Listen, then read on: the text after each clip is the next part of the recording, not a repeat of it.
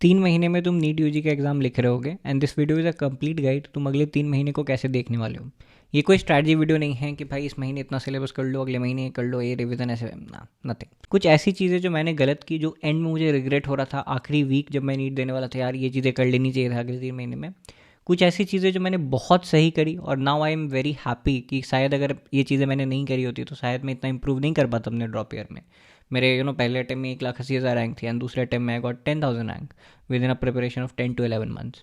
And specially आखिरी 2-3 महीने में कुछ चीज़ें मैंने बहुत सही की थी एंड मैं बार बार इसके बारे में बात करता हूँ और इस वीडियो में मैं उन चीज़ों के बारे में बात करने वाला हूँ। So the first thing that I would say is syllabus completion. देखो, तुम में से बहुत सारे ऐसे लोग हैं जो बहुत परेशान हैं, कह रहे पूरी दुनिया का तो सिलेबस कंप्लीट हो गया, मेरा तो मार्च में होगा, मेरा तो पता नहीं कब होगा, अभी तो 60% ही पड़ा, 50% ही पड़ा। Please plan your preparation with your syllabus completion speed. मेरे बोलने का मतलब ये नहीं है कि तुम लोग बहुत ज़्यादा हाथ पैर मार के पहले सिलेबस कंप्लीट करो। ज़्यादातर लोग जिनका सिलेबस अभी बहुत अच्छे पोजीशन पर नहीं है, उन सबका मोटिव ये रहता है ना कि जैसे तैसे मेरा जल्दी से सिलेबस कंप्लीट हो जाए।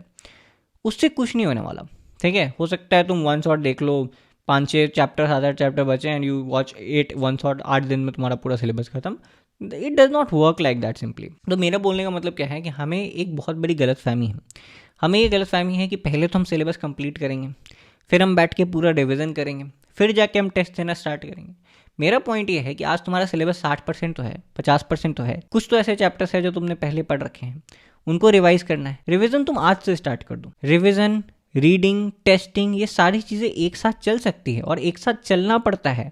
ऐसा कोई दिन नहीं आएगा जिस दिन तुमको लगेगा कि हाँ यार अब मेरा सिलेबस हो गया, अब मैं फुल सिलेबस लिख सकता हूँ, यार हाँ यार अब मेरा रिवीजन कंप्लीट हो गया, अब मैं नीट यूजी के लिए तैयार हूँ। आखिरी दिन पे, जिस दिन तुम नीट यूजी देने पे जाओगे, तुमको लगेगा यार ये कुछ चीज़ें छूट रही है, यार इसको रिवाइज कर लेता, काश एक दिन और होता, काश 2 घंटे और होता। This is a constant feeling that we all feel, this is a part of our preparation. Please allot some time to revision, specially अब आखिरी 3 महीने बाकी है, मे बी 15 दिन और तुम अपने सिलेबस कंप्लीशन को पूरा पूरा ध्यान दे सकते हो। But after that, after a point of time, you have to plan things that okay I have to start revising stuff. और talking about full syllabus test, ना one thing that I will highly recommend you all कि please start full syllabus test as early as possible. हमें ज़रूरी नहीं है कि हम 100% syllabus complete करके उसको बहुत रिवाइज करके फिर फुल सिलेबस को स्टार्ट करें। आप चाहो तो आपका आज 60% ही सिलेबस है, बट प्लीज़ आप एक फुल सिलेबस दे के देख सकते हो सकता है सिर्फ 300 नंबर आए। अभी हमें जज नहीं करना कि आज मेरे फुल सिलेबस में 300 आ रहा है तो यार 2 महीने में कैसे ये 600 हो जाएगा, क्योंकि आज जो तुम्हारा मार्क्स आ रहा है वो इस बेसिस पर आ रहा है, अभी तुमने सिलेबस भी नहीं किया है तो ऑब्वियसली बात है मार्क्स नहीं आएगी। ये जो मार्क्स है तुम्हारे एक्सपोनेंशियली बढ़ेंगे after a point of time. और अभी के मार्क्स से डिमोटिवेट नहीं होना है। तुम जितना ज़्यादा टेस्ट लिखोगे तुम उतना ज़्यादा अपना ऑड्स इंप्रूव कर रहे हो, अपने आप को सिलेक्शन का और ज़्यादा चांस दे रहे हो। तो प्लीज़ टेस्ट लिखो, चाहे 60% सिलेबस है। जब तुम टेस्ट लिखोगे तुमको और हाईलाइट होकर देखेगा, यार टेस्ट में ये वाले चैप्टर्स के बार बार क्वेश्चन आ रहे हैं, बार बार मेरे इसके क्वेश्चन गलत हो रहे हैं, let's pick up this chapter and finish that chapter. जब अगली बार तुम उसका टेस्ट लिखोगे और वो क्वेश्चन तुम सही करोगे, the amount of motivation will kill you. Trust me on this, you will feel like okay ये क्वेश्चंस मेरे गलत हो रहे थे, ये 20 नंबर यहाँ मेरा जा रहा था, जैसे ही मैंने ये चैप्टर पढ़ा मेरे 20 नंबर टेस्ट में बढ़ गए।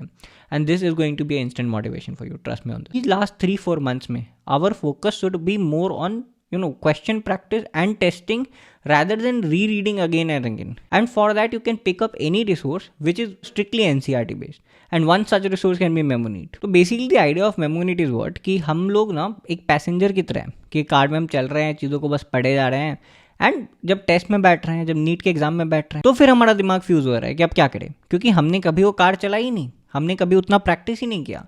बार बार बुक देख रहे हैं, उससे कैसा क्वेश्चन बन सकता है, कैसे क्वेश्चंस को प्रैक्टिस करना है, वो हमने सीखा ही नहीं। तो the whole point of this app is to actually get you practising questions, है ना, कि यहाँ पे क्वेश्चंस हैं 100% NCERT बेस्ड क्वेश्चंस है और नीट के अकॉर्डिंगली क्वेश्चंस है। जैसा लास्ट ईयर नीट का पेपर आया उसके अकॉर्डिंगली उन्होंने अडेप्ट किया और उस तरीके के क्वेश्चन प्रोवाइड करवा रहे हैं, NCERT के क्वेश्चन प्रोवाइड करवा रहे हैं। And then there is whole world of type of questions that you find on MemoNeet। ऐसा रीजन प्रैक्टिस करना है स्पेशली वो मिल जाएगा, स्टेटमेंट बेस्ड करना है वो मिल जाएगा, मैच द फॉलोइंग करना है वो मिल जाएगा। You say the question type and you will find it on MemoNeet app. To do one more thing they are trying to do is to replace your scrolling habit with question practice.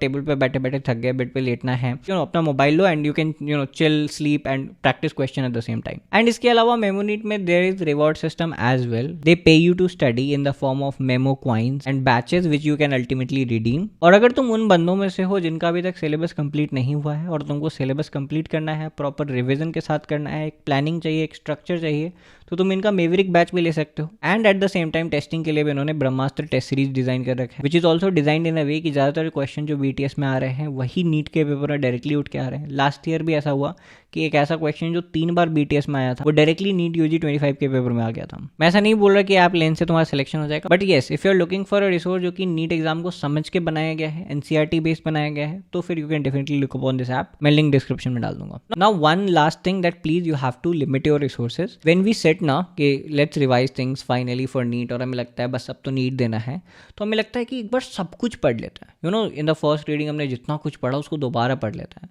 But you can not do that, trust me on this. Your long notes, materials, modules, और ऐसा नहीं था कि उनको solve करना बेकार रहा, तुमने एक बार चीज़ों को सॉल्व किया, पर अब जो तुम पढ़ोगे वो हाईली टारगेटेड पढ़ोगे। तो अगर साल के शुरू में मैं आपको ये सजेस्ट करता कि पहले कोई चैप्टर का अपने टीचर का नोट्स पढ़ो, देन सॉल्व एग्जाम्पल्स करो, then exercise 1, exercise 2, exercise 3 and then go for previous year question, तो आज के डेट में मैं आपको ये रेकमेंड करूँगा कि प्लीज़ अपना शॉर्ट नोट्स पढ़ो and then solve previous year question first and then analyze that and see कि मेरे कौन से टॉपिक्स कमजोर रह रहे हैं, उसकी प्रैक्टिस कर लो and move on. Maybe next revision के साइकिल में तुम और प्रैक्टिस कर सकते हो, but during the first cycle of revision you have to do this. And talking about the cycles of revision, I also want to tell you this कि please अपने revision को कुछ साइकिल्स में बांट देना। ऐसे मत सोचो कि हाँ आज मैं काइनेमेटिक्स स्टार्ट कर रहा हूँ, आज मैं उसकी फर्स्ट रिवीजन कर रहा हूँ तो मेरा फर्स्ट रिवीजन बहुत परफेक्ट होना चाहिए, मैं काइनेमेटिक्स को बहुत अच्छे से पढ़ लूँ, एक हफ्ता 2 हफ्ता समय देके। This is not how you do it.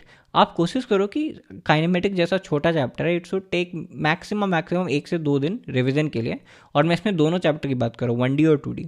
So 2 days you revise the chapter. आपने बहुत प्रैक्टिस नहीं की ना, आपने थ्योरी बहुत रटा, तो you read the formulas once or twice or thrice max and then you solve the previous year question and then you can move on to the next chapter. And this is what you से कि मेरी first reading हो गई, मेरा first revision हो गया। During the next cycle you can come back to this chapter, maybe आप उस टाइम काइनेमेटिक्स का एक टेस्ट लिख दो एंड यू से कि मेरा ये सेकंड रिवीजन हो गया। Then you move on, then maybe again come back to this chapter during your third revision and then at that time हो सकता है आप एक 100 इंपॉर्टेंट क्वेश्चन का सेट निकाल लो kinematics and solve that is your third revision. So my point being कि सब चीज़ें एक बार में करने से बहुत अच्छा है कि आप लेयर वाइज चीज़ों को डिवाइड कर दो। इसके बहुत सारे फायदे हैं, 2-3 मैं बता देता हूँ। पहला तो ये है कि आप 100% ये इंश्योर कर सकते हो कि हाँ मेरा सिलेबस कम से कम जल्दी से जल्दी रिवाइज होगा, and this will give you a confidence कि अगर आप हफ्ते भर काइनेमेटिक्स ही पढ़ रहे हो तो ऑब्वियस सी बात है कि आपका सिलेबस भी शायद 30 अप्रैल को जाके रीडिंग खत्म हो, चाहे वो बहुत अच्छा वाला रिवीजन खत्म हो या बहुत खराब वाला हो, आपको कॉन्फिडेंस नहीं आएगा कि यार मैंने सिर्फ एक ही बार रिवाइज किया है, और वो भी काइनेमेटिक्स की वजह से 2 महीना हो गया। तो उससे बहुत बेटर है कि आप अगले 15 दिन, 20 दिन या 25 दिन अपने अकॉर्डिंगली चीज़ों को प्लान करो, कितना तुमने रिवाइज किया है, कितना बाकी है। बट लेट से तुम अगले 20 से 25 दिन में अपना फर्स्ट रिवीजन करते हो, and this will give you a immense confidence. Even if you are not very confident with the formulas and question practice, but still it will give you a good sense कि अभी तो just फरवरी खत्म हुई है, अभी तो just mid मार्च आया है और मैंने एक बार अपना पूरा सिलेबस रिवाइज कर लिया, and during the next reading आप उस चीज़ को स्ट्रेंथन कर सकते हो।